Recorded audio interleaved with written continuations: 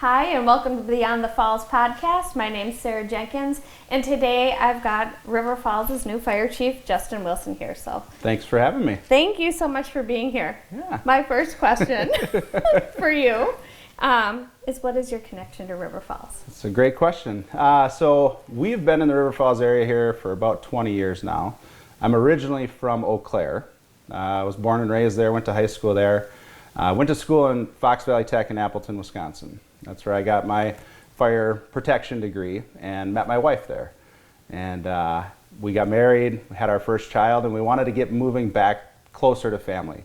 So me being from Eau Claire, my wife being from the Albert Lea, Minnesota area, she had gone to school here at UWRF. She graduated from the university. Aww. So we wanted to get back to this area.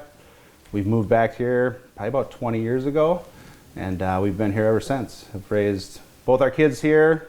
They've both gone through high school now and are both off into college, so we're empty nesters, and love the area. It's been a fantastic area, and wouldn't want to be anywhere else. Yeah, it's pretty great place, that's for sure. It is.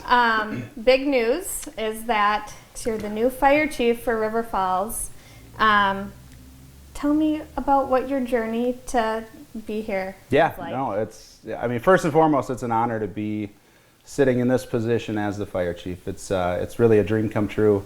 Like I said, when I met my wife, we were in the Appleton area, and straight out of high school, I wanted to be in the service type of industry. What that was, I wasn't 100% sure, but as I got through graduating high school, I decided I want to get into the fire service. So moved down to Appleton, went to Fox Valley Tech, and got my degree completed there. And at that time, it was a very busy market trying to become a full-time firefighter. And you had to look at moving into, bigger cities, things like that. And it wasn't something I necessarily wanted to do. I liked that smaller, community. And meeting my wife, we wanted to raise our family in a smaller community. So at that point, kind of put the brakes on it for a little bit and just got into life and got into, having a career. And I sold cars for a few years. Worked in restaurants, did all sorts of different things, and then started to get into leadership positions and really enjoyed being able to be a leader and helping people, and that was kind of my area where I could fulfill that service piece of what I wanted to do, the pieces that kind of drive me. So probably the last 15, almost 18 years before getting into this position, it's really been around leadership and working with different teams and helping them succeed. Mm-hmm. And so when this position came opened, and we did a lot of thinking and talking about it, and we just really realized that it was a great time in our life. Both of our children, again, are out of the house. They're going to college, and decided that being able to do the thing that I've always wanted to do and really loved on the fire side, and keeping all of the components of being able to serve others, being in a leadership position to help people grow, putting those two things together with being a fire chief was really something that was perfectly aligned for what I wanted to do and for the time in our lives that we were there. So my wife was super supportive of it, and kind of pushed me towards it and said, you got to go do this, and talked with my kids about it, and they were both on board. And so we decided, hey, now's the time, and was lucky enough to go through the process and get picked. But like I said, I couldn't be it's an honor to be able to be in this position, but the group of people that we have at the department, it's fantastic. I've been there the last 12 years as a volunteer, and so it's been a real easy, smooth transition, and everybody at the department is super supportive. At home, everybody's super supportive. The city is fantastic to work with. And you mentioned that you were a volunteer firefighter for 12 years. Yep. That's a little bit unique, right? Can you touch on that and how our fire department's a little unique in that way? Yeah, and again, coming from going to school to be a firefighter, once our kids got a little bit older, I knew a few people on the department, and they said, hey, we have some openings, and I thought, well, now's the time I can do it. My kids are somewhat self-sufficient, and it was able to be able to apply and get on, had all of my certifications and everything that I needed. But being able to be a volunteer is wonderful, because you can still do the things that you want to, whether it be, with your kids coaching or their dance classes or whatever it might be. You still have that flexibility to be able to do those things, but then you also have the ability to have your pager on you, get a call and be able to go and help people. And So it's been great, and we have a lot of different types of people that come in, right? It's not everybody that's just, I'm all fire and I want to learn everything about the fire industry. They come in because they want to be of some service and giving back to the community. Yeah. And some of that's through, fires, that's through EMS calls, that's through, smoke detector, alarms going off at 2 in the morning. There's all sorts of different things that we do. And our department has a huge public safety, public education side of things. So there's a ton that we do as far as, community involvement and being able to go to the schools and do different safety things there. Our open house, where we bring the community in and do really fun, neat things. So there's all sorts of different ways to be able to give back, within the fire department through the fire service. So for me, it was a great fit and being able to get into that, and a lot of great people that helped me along the way to be able to be comfortable and confident in the things that we did. So yeah, it's a great place. If you were wanting to become a volunteer firefighter, what are the requirements? What does that look like? Yeah, so usually every couple of years we go through and do a recruiting class. So every once in a while you'll see the banner over by Walgreens. We put it on the stoplights. So when you see that, and if you are interested, what we're looking for is that you're 18 years of age. And then if you have different certifications, that's great. If you don't need them. So typically what we'll do is we'll have a couple different informational kind of interviews, bring people in, tell them about the service, tell them about what we do as the department, tell them about kind of the requirements that we have, because there's a lot of time and effort that goes into it right away. Yeah. Monday nights we train every Monday night, except for holidays and things.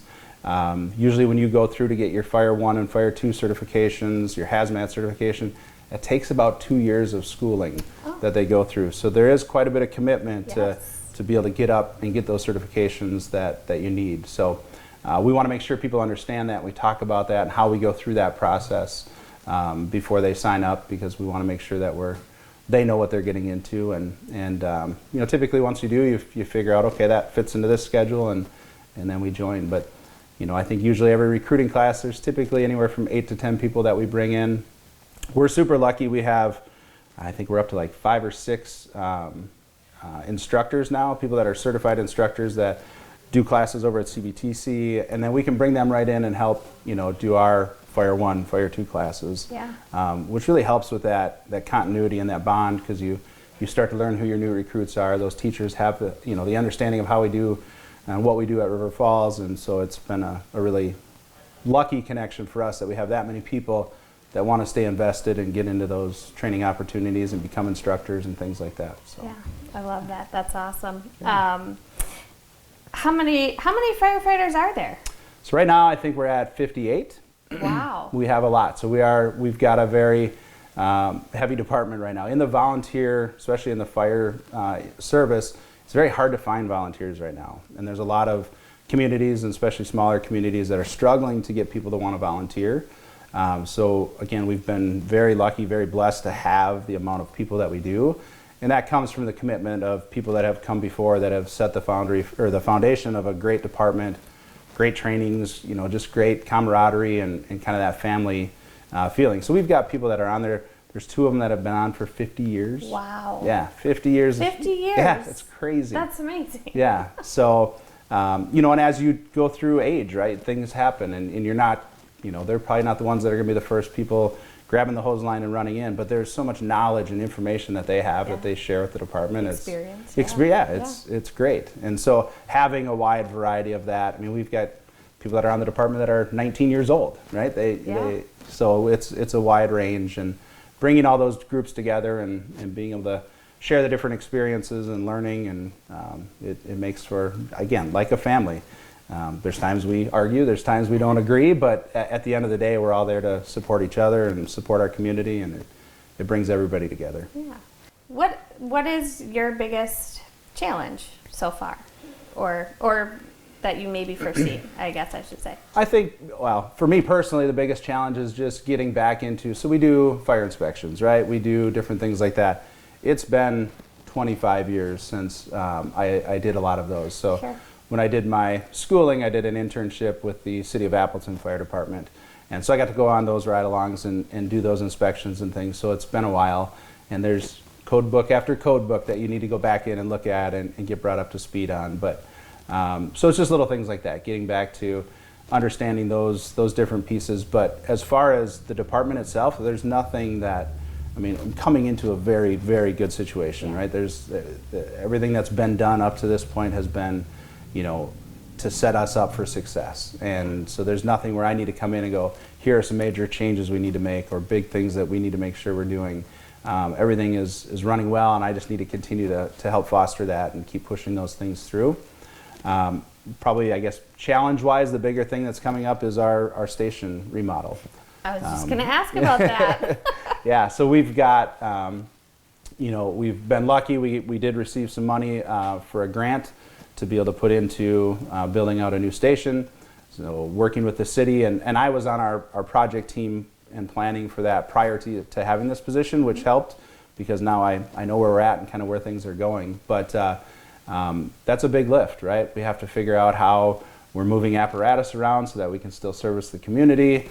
Where do we put files and store things while they're taking part of the building down and building the new piece? So they'll be doing kind of a tear down of half of the building, Okay. rebuilding that, which is where all of our new apparatus will go, where our gear lockers and some of our training pieces will go in there.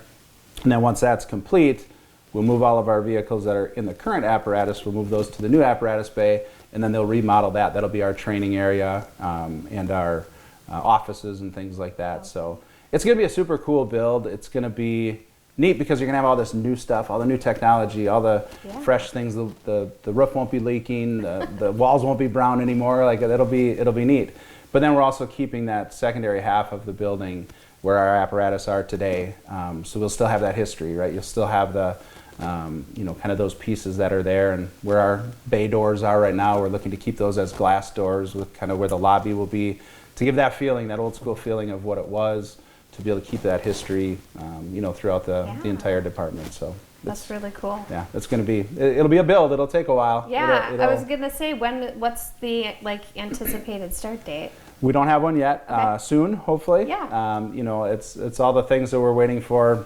You know, the funding process has to go through, the design documents have to go through, but we're getting towards the end of that, and hopefully, you know, shortly here we can start to look to move things forward. So. That's really exciting. Yeah. That'll be fun to see since it's right there. just down the street from me. I like it.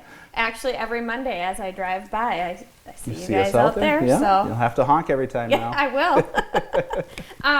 What's been the most rewarding part for you so far? I think it's just that ability to be able to give back. You know, there are times where what we do, we're there on their worst day, right? It is that person's worst day, whether it's a small minor accident or a house fire or whatever, but we're there to help protect them, help to try to protect any of the property that we can. So being able to give back that way, but more so it's just being able to be there for all those other fun things, right? Yeah, we see a lot of things that are not fun, but the majority of what we do, we get to do, it's fun. We get River Falls Days, right? And we've got the kids' water fights, and you know, we do different events, open house, those kind of things. Those are the pieces that are super, you know, memorable, and you always got to talk about, you know, your bucket's filling up, and how do you replace that, and how do you do these things, like being able to get those good side of things and showing, you know, little kids running up to you and, hey, you're a firefighter, and you know, can I jump in the truck? Like those are the really cool you know, things that we get to do that help offset some of the stuff that's not as you know, as exciting. Yeah. What is your, I mean, I know you kind of touch on this, but you're kind of stepping into a role and you're already in a great position. The department's in a great position. What is your vision for the future? So we talk about it a little bit, and it's really just continued excellence and unity, right? Being able to continue to do the things that we do that are very good and continue to be excellent at those. We need to push ourselves, right? Push ourselves to get better. Try some things that maybe don't always work out the best, but if we can't push ourselves to try to get better and do different things, we're not going to continue to exceed our expectations. We're not going to be, you know, providing that excellent care and service that we can. The other piece is unity, right? Keeping our departments, keeping us and the city, and that means our city administration, that means our city, our community members, keeping everybody united into one, right? Because we are here to serve our community through our city, right? And that's our main goal. So those are the two big things that I talk about, that we focus on, continuing being excellent and continue to unify our department and within our city to make sure we're here again to serve all of the people of River Falls and the surrounding areas. Yeah. Yeah. As we're kind of wrapping up, is there anything else that you want to add that maybe I didn't touch on? No, I think you've hit on a lot of it. I mean, I think the biggest thing is, again, thank you to my wife and my family for being supportive of this, because it is very special. I think, at the end of the day, it's kind of funny because I'm super excited about it, but I think the person that was probably the most excited was my mother, because she's been, it's been a dream of mine and super important to her. Seeing you here now. Yeah. So I think sometimes she gets more excited than I do about it, but that's what makes it special, right? Being able to do and share those things with the families. So, but no, other than that, their support, our community support. If there's ever anything that the community needs that they want to see us out of the fire department doing, don't hesitate to stop on in or call, because we're here to serve. We're here to be part of the community, and that's what we're here to do. So, no, but other than that, I appreciate you having me. And well, I appreciate you coming in. I know you're busy, and River Falls is lucky to have you. So thank you so much again. Well, thank you. I'm lucky to be here, so I appreciate it. Yeah. Thank you. We'll see you on the next episode of Beyond the Falls.